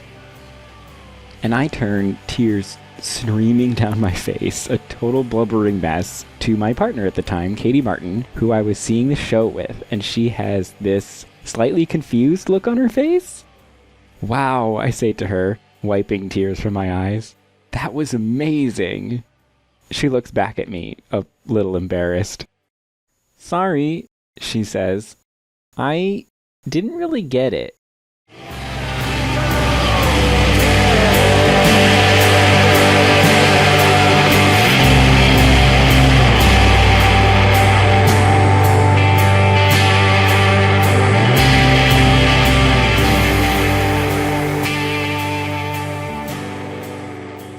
Making art, well, it kind of sucks. I mean, sometimes. There's this comic from Austin Kleon's book, Steal Like an Artist, called The Life of a Project, which gets right to the heart of how challenging the artistic process can be in a way that's only slightly exaggerated. It starts with, "This is the best idea ever." Then, "Okay, this is harder than I thought." And then, "This is gonna take some work." And then, "This sucks. And it's boring." And finally, Dark Night of the Soul. For me, I Can't Write These Lines Without You is about the dark night of the soul in this image. It's about being at that lowest point where you feel like all the time you've poured into this project has been completely wasted, and you have to decide whether you want to keep doing it anyway, or give up and just go watch Netflix or something. For me, these sorts of agonizing periods usually happen because my ability to envision something amazing has outstripped my ability to do the work to bring it into existence. There's a book I read in 2013 called Art and Fear, and there's a passage that I think is super relevant that's on this tension between imagination and execution. It's a long passage, so bear with me. The first few brushstrokes to the blank canvas satisfy the requirements of many possible paintings, while the last few fit only that painting. They could go nowhere else. The development of an imagined piece into an actual piece is a progression of decreasing possibilities, as each step in execution reduces future options by converting one, and only one, possibility into a reality. Finally, at some point or another, the piece could not be other than what it is, and it is done. That moment of completion is also, inevitably, a moment of loss. The loss of all the other forms the imagined piece might have taken. The irony here is that the piece you make is always one step removed from what you imagined, or what else you can imagine, or what you're right on the edge of being able to imagine. Designer Charles Eames used to complain good-naturedly that he devoted only about 1% of his energy to conceiving a design, and the remaining 99% to holding onto it as a project ran its course. Small surprise. After all, your imagination is free to race 100 works ahead, conceiving pieces you could, and perhaps should, and maybe one day will, execute. But not today. Not in the piece at hand. All you can work on today is directly in front of you. Your job is to develop an imagination of the possible. A finished piece is, in effect, a test of correspondence between imagination and execution. And perhaps surprisingly, the more common obstacle to achieving that correspondence is not undisciplined execution, but undisciplined imagination. It's altogether too seductive to approach your proposed work believing your materials to be more malleable than they really are, your ideas more compelling, your execution more refined. As Stanley Kunitz once commented, the poem in your head is always perfect. Resistance begins when you try to convert it into language. And it's true. Most artists don't daydream about making great art. They daydream about having made great art. What artist has not experienced the feverish euphoria of composing the perfect thumbnail sketch, first draft, negative, or melody, only to run headlong into a stone wall trying to convert that tantalizing hint into the finished mural, novel, photograph, or sonata? The artist's life is frustrating not because the passage is slow, but because they imagine it to be fast. This tension is present in all forms of art making, including LineRider, but in LineRider, you can't go back and change earlier parts of the track, which can multiply this tension to an extreme. It can be infuriatingly difficult to decide, am I happy with this bit of track I just made, or am I going to regret not making it better for the entire rest of the project? Because I have to decide right now, before I draw the next line. The longer and more fleshed out a work gets, the harder it can be to try to figure out how to make something that fits into everything that came previously while also adding just the right amount of development on that concept. This is a struggle that the typical viewer of a LineRider track is often completely unaware of, and I think it's a big reason why a lot of people make a track or two and then bounce off LineRider. And perhaps it's a big reason why a lot of ambitious projects don't get finished. It's a lot more fun to start something new and fresh than to open up something that's halfway done and try to figure out how to make the second half work. In these moments of despair, it's pretty common to start asking yourself, why am I doing this anyway? As an artist, this can be a really uncomfortable question because staring down the barrel of whether to keep going can sometimes lead to the horrifying realization that while you've been trying not to stress over whether or not people are going to like your work, you are now forced to consider how you would feel if you finished the project and nobody cared. And sometimes you realize that whether or not people care about your work actually does kind of matter a lot. This question can sometimes expose just how deeply we desire validation. Sometimes we realize that if we didn't have an audience, we wouldn't be making this at all, and that can open some really nasty cans of worms. This is the overarching meta-narrative that I get out of I Can't Write These Lines Without You. For most artists, there's this inescapable desire for your work to really resonate with others, for people who see your art to really get it. How do you keep making art when you're deeply afraid that no one is going to truly appreciate your work? Well, oftentimes people try to find ways to undercut this desire, at least outwardly. For example, saying that their work is open to interpretation, or they weren't really going for anything specific, or saying that they were just messing around and having fun and they weren't really thinking about what anyone would think of the finished piece. Sometimes these things are true, sometimes these things are lies, and sometimes people say things like this to try to convince themselves that it's true to avoid processing their feelings around other people having opinions on and reactions to their work. And to be fair, it can be really hard to navigate those kinds of feelings, and it's virtually impossible to ignore them if you've poured your heart and soul into a project and suddenly people are talking about it like it's just some thing. There's a general understanding that it's not great when somebody says, "Not really a fan of this one," and you have to stop yourself from immediately replying, "Well, you're wrong! You just don't get it!"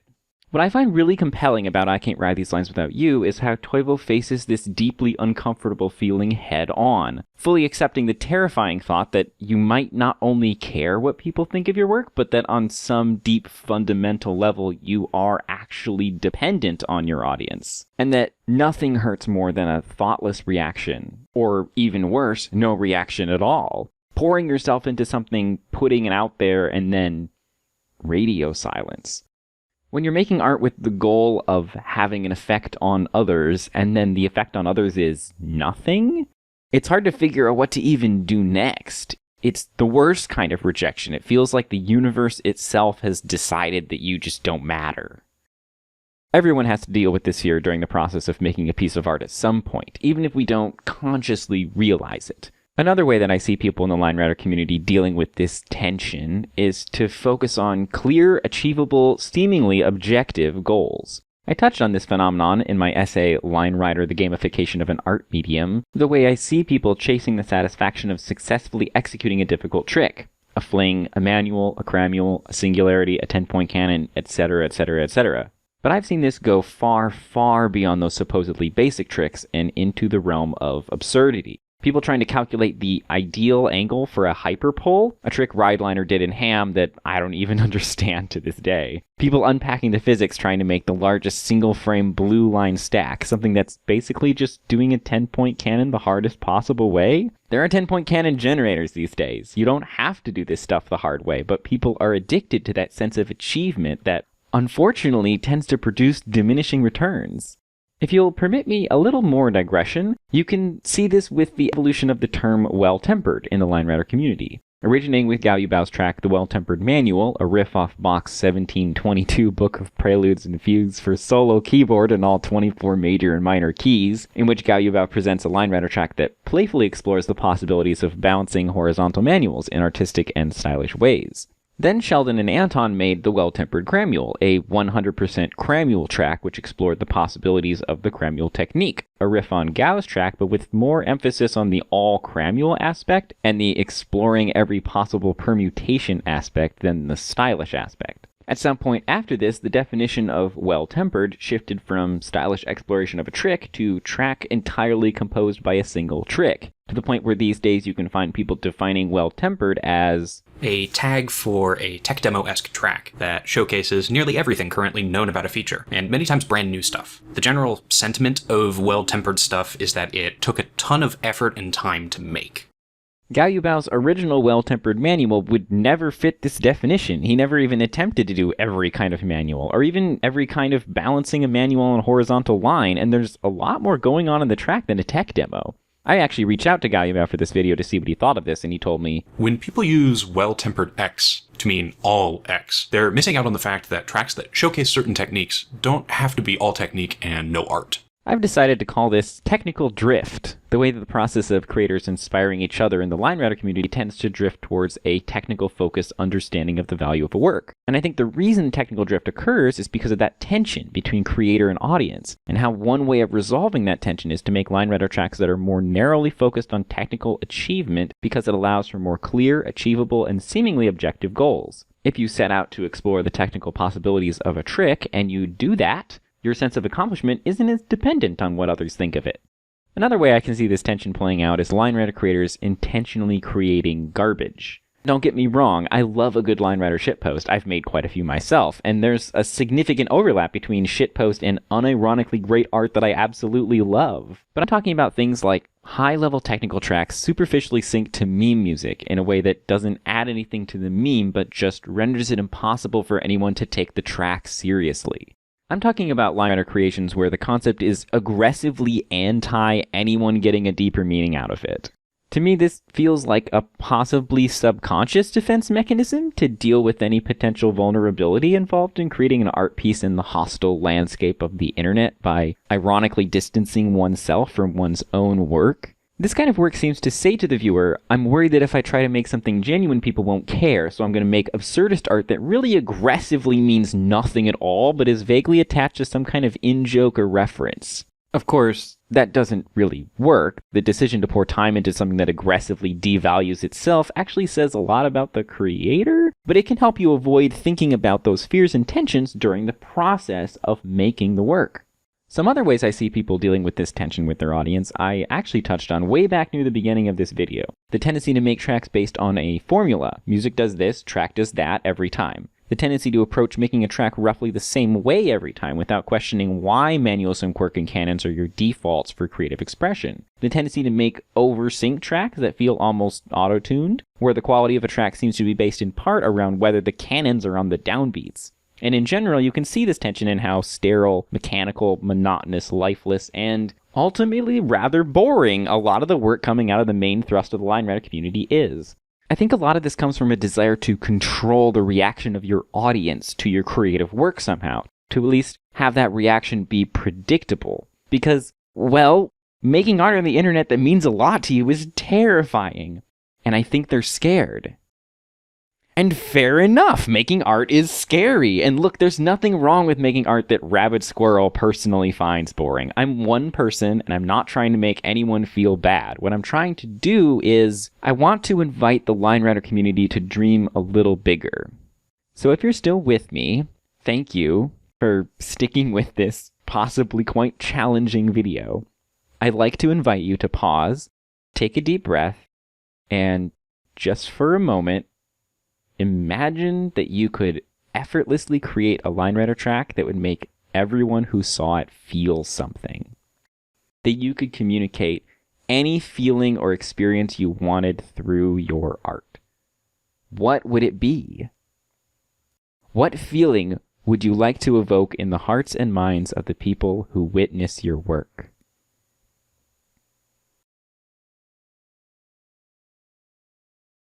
And now, I want to highlight another passage from Art and Fear on the importance of uncertainty in the artistic process.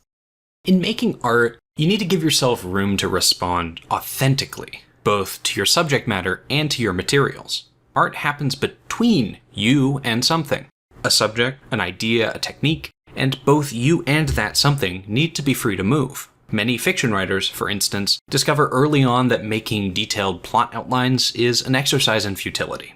As actual writing progresses, characters increasingly take on a life of their own, sometimes to the point that the writer is as surprised as the eventual reader by what their creations say and do. Lawrence Durrell likened the process to driving construction stakes in the ground. You plant a stake, run 50 yards ahead, and plant another, and pretty soon you know which way the road will run. E.M. Forster recalled that when he began writing A Passage to India, he knew that the Malabar Caves would play a central role in the novel, that something important would surely happen there. It's just that he wasn't sure what it would be. Control, apparently, is not the answer. People who need certainty in their lives are less likely to make art that is risky, subversive, complicated, iffy, suggestive, or spontaneous. What's really needed is nothing more than a broad sense of what you are looking for, some strategy for how to find it, and an overriding willingness to embrace mistakes and surprises along the way. Simply put, making art is chancy. It doesn't mix well with predictability. Uncertainty is the essential, inevitable, and all-pervasive companion to your desire to make art. Intolerance for uncertainty is the prerequisite to succeeding. For me, I Can't Write These Lines Without You is about the artist's struggle with this uncertainty, the desire to make something that will really matter, alongside this separate desire to control the final product and the reactions to it, which stems from this deep-seated fear of what will happen or not happen once it's complete. It's this primal scream of, "Is this even worth it?" The most dramatic moment of the track, the title drop, is a startlingly direct admission of an artist's dysfunctional relationship with their audience, a profound dependency which is only underscored by the track's repeated emphasis of the line, "I can't write these lines without you," itself seems to be saying, "I will do anything for you, my audience, to receive the love, the validation that I desire, that I need." It's almost a cry for help.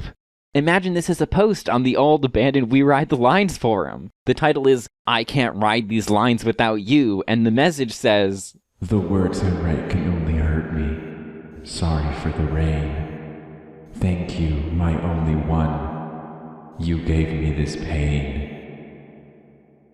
Burmache. If I saw a post like this, I would be deeply concerned about the mental well-being of the author. But this isn't a forum post. It's a line writer track. Toivo didn't type up an angsty poem at 3 a.m. He put a lot of thought and time and energy into capturing this feeling in Line Writer, which is, first of all, remarkable, but more importantly, it shows a level of awareness. Toivo could have kept this feeling to himself, or shoved it down deep and tried not to think about it, but the existence of this track shows that he chose to make art about it. And making art about it is a really powerful way to assert, I know I am not the only one who feels this way, and if you feel this way, you're not alone either. This is a message directed squarely at the line writer community, and that makes a lot of sense because historically, line writer creators have had a notoriously fraught relationship with their audience. This is actually a topic in the line writer world that's difficult to talk about, because a lot of this stuff is hard to articulate, but also because a lot of the older members of the community have a lot of really bad memories that can be emotionally upsetting to relive. But I think it's important that we do talk about it because it has absolutely shaped the world of Line Writer. On July 7th, 2013, Helios released the highly anticipated Line Writer track Eden 2. See, he just wanted his jump shot, but they wanted to start a cult, though. The community at the time was very small, and the reactions were generally positive, but somewhat mixed. A lot of the feedback was relatively nitpicky and focused on things like editing issues, the long intro, or moments in the track when the sync was a bit off. That said, some people loved it, but some people didn't like the bold choice of Macklemore's Wings after the first Eden track had used the significantly safer and more generic choice of Symphonic Metal with Nightwish's Last Ride of the Day. Helios, unfortunately, focused like a laser on everything negative that people had said and responded with considerable vitriol. Most people reacted with the equivalent of, "Whoa dude, calm down," but one person got super pissed and shot back with even more venom. The post was later edited with the reason I was pissed, but what we can still read includes the statement, "You can go ahead and bad thing, you entitled, arrogant, bad thing." This is when Helios deleted his entire YouTube channel and everything related to Line Writer off of his computer. He made a thread on July 15th. I leave. I won't be seen on the forums anymore. Bye. This stuff is not hypothetical. It's very real. There is a long history of Line Writer tracks dealing with themes of isolation, depression, and suicidal thoughts. As I've discussed elsewhere on this channel, historically most Line Writer tracks were made with the goal of being really impressive without a lot more thought put into it. But there's also this trend in the Line Writer community where the first Line Writer track that someone makes that attempts to be about something is about their mental health struggles. Cranwood's first and only attempt to convey some sort of emotional message was 2013's Phantasmagoric Heart, a track explicitly dedicated to those suffering from depression that ends with text reading, "You are not alone." Jealous Cloud's 2016 release Nighttime Thoughts is somewhat infamously about intrusive suicidal thoughts, featuring a jarring off-sled section with the words "kill yourself" on screen. My own first release that attempted to convey something that wasn't specific to Line Writer itself was Broken, released later that same year, which was also about depression. It's very much a thing, and it was especially a thing during the period from 2010 to 2016 when the community was at its smallest. Kill yourself comments, like the one seen in I Can't Write These Lines Without You, are pretty rare to find on Line Writer videos, especially these days, but mental illness is shockingly common in the Line Writer community. These sorts of comments are more often coming from inside our own heads. For me, it's a voice in my head that says, "What are you doing with your life? Why are you putting this much time into Line Writer? Nobody cares if you're creating deep, meaningful art. They just want to watch the sledder ride down the lines and crash. Stop wasting your time." This voice is loudest when I read negative comments from people who didn't like my work. Or even when there's not as many positive comments as I had hoped there would be. Or even when people do like it but don't seem to get out of it what I had hoped they would get out of it. So the string of comments in I Can't Write These Lines Without You really hits a chord for me. Helios is actually far from the only one in LineRider history to impulsively delete their entire YouTube channel in a fit of rage. You might have noticed that the footage of Phantasmagoric Heart was very low quality. That's because Grahamwood deleted his original YouTube channel, and that's the only remaining copy of the video. In fact, this was something that happened often enough that "don't delete your tracks" actually became a meme in the LineRider community. One person, who I will leave unnamed here, deleted his YouTube channel either 6 or 7 times, I lost count, returning and apologizing after each impulsive episode. Every time, the reason given for why he would do this was that his work wasn't being appreciated enough. Helios did eventually calm down and come back later that month. Most of his work was recovered, and he went on to make plenty more in LineRider. But as Galubao put it in the credits of his re-edit of Eden 2 released a couple weeks following the incident, Eden 2 revealed the best and the worst of the LineRider community. It revealed the unnecessarily high value placed on other members' opinions, and it revealed the animosity that can arise between members and the ensuing fallout.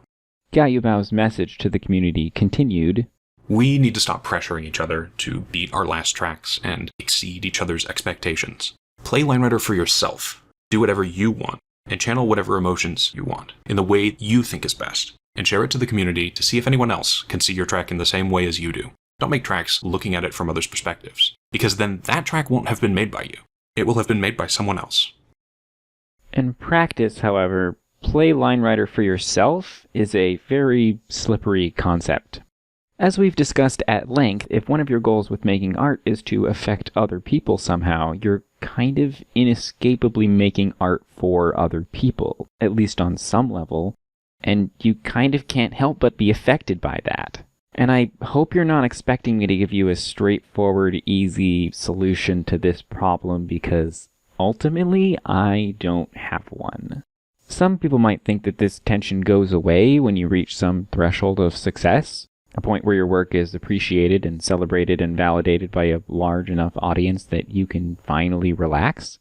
But as someone who has arguably found more quote-unquote success with LineRider than anyone else, I'm sorry to inform you that this tension doesn't go away, it just morphs. If you're motivated by audience validation, in some ways it actually gets harder the more quote-unquote successful you become. Because now you have an audience that has expectations about the work you make and how often you publish it, and it's a lot harder to avoid thinking about them now. It can be tempting to just make more of what made you successful, but that's a road that leads to making stuff out of a sense of obligation instead of genuine interest. But it's suddenly a lot scarier to make art that is exciting, challenging, and different, because your audience might not like it, and that has implications for affecting your ability to continue making things. This is the point I really want to hammer home. If you're making art with LineRider and you're sharing it on the internet, this tension between you and your audience is something you are dealing with. Whether you're thinking about it or not, whether you're accepting it or trying to reject it, whether you're facing it head on or trying to avoid it, you are always going to be haunted by the question of what other people are going to think of what you're making. And the way you deal with this tension is going to be revealing about the core of who you are in ways that are going to be uncomfortable. There is no way around this. The only way to completely disengage from this tension is to quit making things, and even that is a choice that speaks volumes about you. The only real way to deal with this problem is to sit with it instead of ignoring it, to accept it instead of rejecting it, to embrace it instead of running away from it. Only then will you start to see paths towards a future where you're creating work that really matters and enjoying the process. Art provides uncomfortably accurate feedback about the gap that inevitably exists between what you intended to do and what you did. In fact, if art making did not tell you, the maker, so enormously much about yourself, then making art that matters to you would be impossible. To all viewers but yourself, what matters is the product, the finished artwork. To you, and you alone, what matters is the process, the experience of shaping that artwork. The viewer's concerns are not your concerns, although it's dangerously easy to adopt their attitudes. Their job is whatever it is. To be moved by art, to be entertained by it, to make a killing off it, whatever. Your job is to learn to work on your work. For the artist, that truth highlights a familiar and predictable corollary. Art making can be a rather lonely, thankless affair. Virtually all artists spend some of their time, and some artists spend virtually all of their time, producing work that no one else much cares about. It just seems to come with the territory. But for some reason, self-defense perhaps, artists find it tempting to romanticize this lack of response, often by heroically picturing themselves peering deeply into the underlying nature of things, long before anyone else has eyes to follow. Romantic, but wrong. The sobering truth is that the disinterest of others hardly ever reflects a gulf in vision. In fact, there's generally no good reason why others should care about most of any one artist's work. I've already talked about how This Would Destroy You going viral was a surprise, but what was even more of a surprise was the overwhelming number of unexpectedly emotional comments.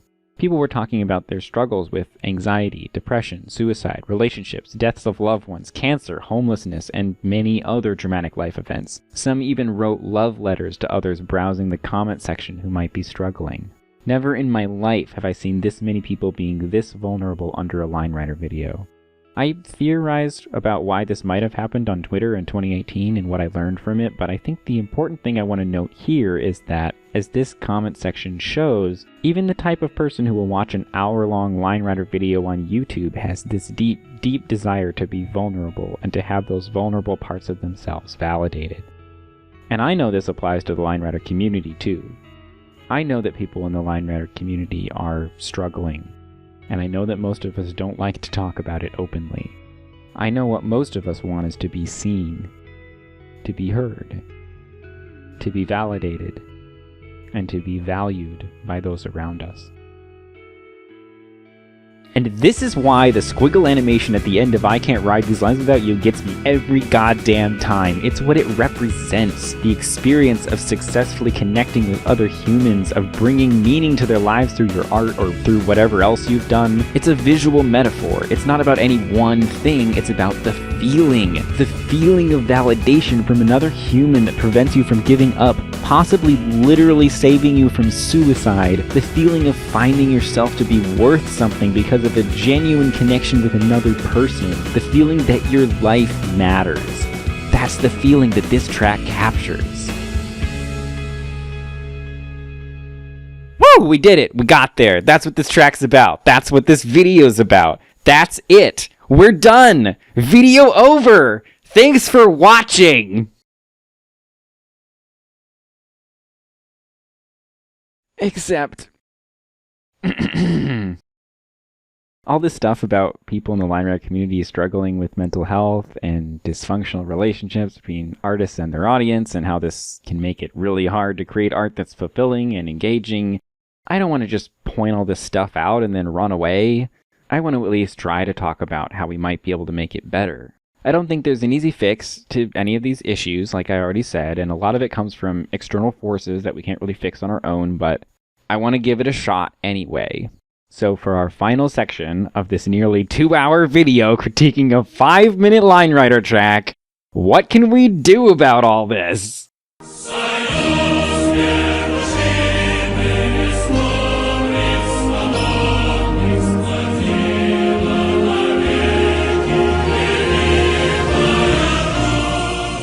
Well, the first thing we can do is just keep this in mind.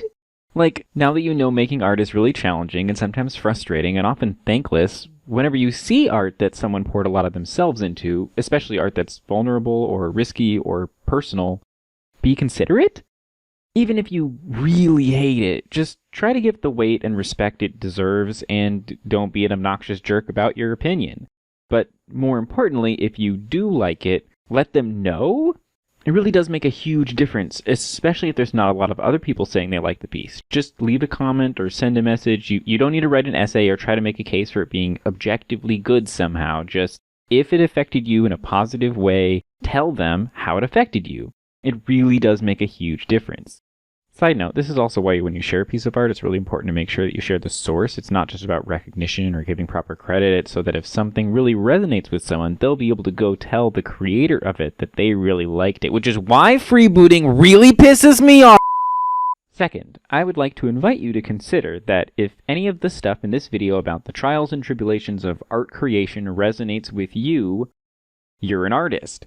Or if that feels too weird, you could stand to benefit from thinking of yourself as an artist. Or at the very least, you have a lot in common with professional capital A artists. Making something that you care about and worrying about what others will get out of it is the quintessential art experience.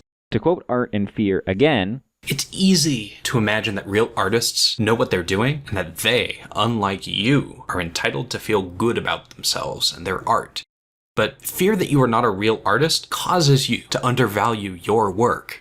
Honestly, if you're struggling with this kind of thing, I would absolutely recommend this book. It's almost 30 years old, and it's written by some old white dudes, so it's a little dated and it's not perfect, but it's super valuable to hear the perspectives of these lifelong artists who were never wildly successful, but have just been making art their whole lives, just talking about the struggles that come with making art and how you can deal with them. I'd recommend borrowing it from your local library. You can even borrow it in audiobook or ebook form, or if that is an option, you can probably find PDFs online because it's a pretty old book. Just don't get it from Amazon, because fuck! But for this video, I have 3 more excerpts about the relationship between an artist and their audience that I think are super relevant to this question about how to navigate these fears and anxieties, so I'm just gonna shove them in here. So here you go. The audience is seldom in a position to grant or withhold approval on the one issue that really counts. Namely, whether or not you're making progress in your work. They're in a good position to comment on how they're moved, or challenged, or entertained by the finished product, but have little knowledge or interest in your process.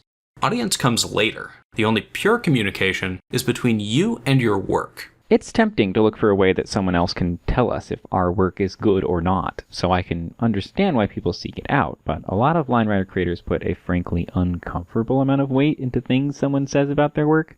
Sometimes me specifically.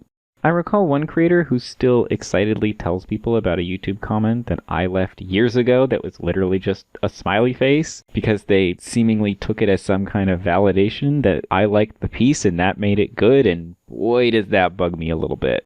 Don't get me wrong, it's great to get feedback to see how your work resonated with others and seeing if what you were trying to do had the desired effect. But the process of determining how and why your work succeeded and didn't at what you were trying to do is entirely internal. No other person is ever going to be an expert on how you can get better at creating the art you want to create. Fears about art making fall into 2 families. Fears about yourself and fears about your reception by others. In a general way, fears about yourself prevent you from doing your best work, while fears about your reception by others prevent you from doing your own work. I've talked about these fears in a general way so far, but in parsing out exactly what you're afraid of, it can be extremely helpful to recognize that sometimes our fears aren't of our imagined audience, but of our own inadequacy as an artist. If you're afraid of how your work will be received, you'll tend to make work that is derivative, like a watered-down version of someone else's work that you know others like. But if you're afraid of your own ability to make anything of value, that's when you start doing watered-down versions of your own ideas, aiming as low as you possibly can until you're not really trying to do anything. And it's only when you combine both of these fears at once that you get what I earlier called creators intentionally making garbage. Work that devalues itself by being both bland and derivative at the same time. Understanding these dynamics can be really helpful in sorting out how you want to deal with them. Risk rejection by exploring new worlds, or court acceptance by following well-explored paths. The latter strategy is the overwhelming drug of choice, where acceptance is the primary goal. This highlights where these fears are coming from: rejection from others. It's the feeling I mentioned earlier of creating something you really care about and then putting it out into the world and getting radio silence in return. One thing I like to keep reminding myself to help deal with this fear of rejection is that I can make art that I think is beautiful, stunning, moving, brilliant, heartfelt, deeply meaningful, and someone else can straight up just not give a shit. And that's actually completely valid, and also shouldn't be any of my concern. I don't need everyone to care about what I'm making. I think the best advice I can give is Don't try to ignore your audience. Don't try to reject your audience. Don't deny that you care about your audience. But just try not to center your work around what others might think of it. Focus on what you're passionate about, consider what other people are into watching, and then look for places where those two things overlap. That's where the magic happens. Creating art about what you're personally dealing with can actually be a really powerful way to combat loneliness or depression or what have you. Making art about how you feel and sharing it can help you and your audience feel validated, knowing that you're not going through this alone. And if it doesn't feel worth it to put yourself out there in a vulnerable way like that, another way to mitigate that fear is to try to remember that for every person who comments, there's more people who just hit the like button, and for everyone who hits the like button, there's more people who watched it and liked it but didn't hit the button. So even a small amount of connection can be really valuable, even if it doesn't always feel like it. If that still feels kind of intimidating, you can even make art specifically with a small group of friends in mind, or even just one friend, with the goal of making something that they will like specifically, and then anyone else enjoying it can feel more like a bonus. Of course, you don't want to just use this approach to make work that essentially imitates your friend's work, so it is a tricky balance. Try to find people who are good at supporting the ways that you want to grow and the things you want to create instead of pushing you into doing things that they would just do if they were you. But the best thing that you can do that will help you create art that will really feel meaningful while avoiding that paralyzing dark night of the soul fear is to have some form of community support. Now, to be clear, even if you're a line writer artist, this doesn't necessarily have to be the line writer community. When I say community support, what I mean is really just any space that contains a group of people who you like to be around, where you're all supporting each other as you work towards your creative goals.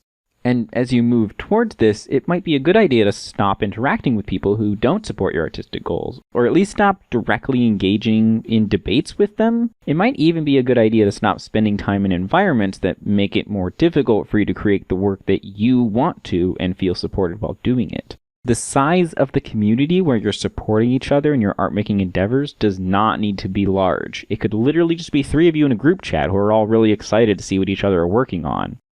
You can incubate your art in this environment and then later on share the finished product with the wider world to see what people think without developing any unhealthy dependencies on the reactions from the broader public where people might be less supportive of you as a person.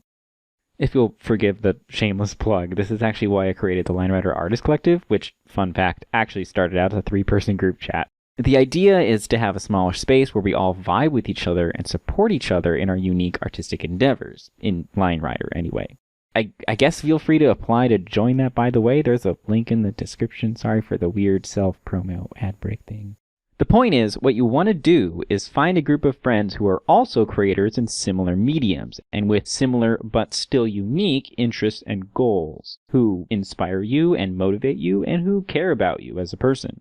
To quote Arden Fear one last time, there's a mini section called Operating Manual for Not Quitting. Number 1. Make friends with others who make art, and share your in-progress work with each other frequently. Number 2.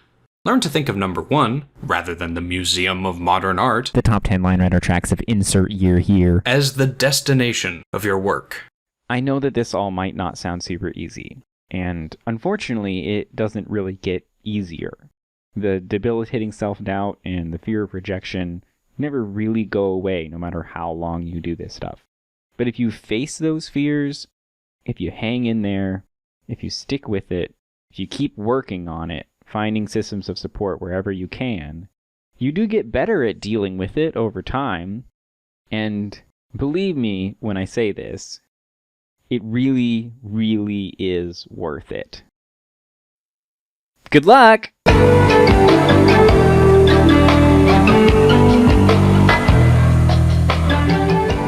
Holy shit, that was long.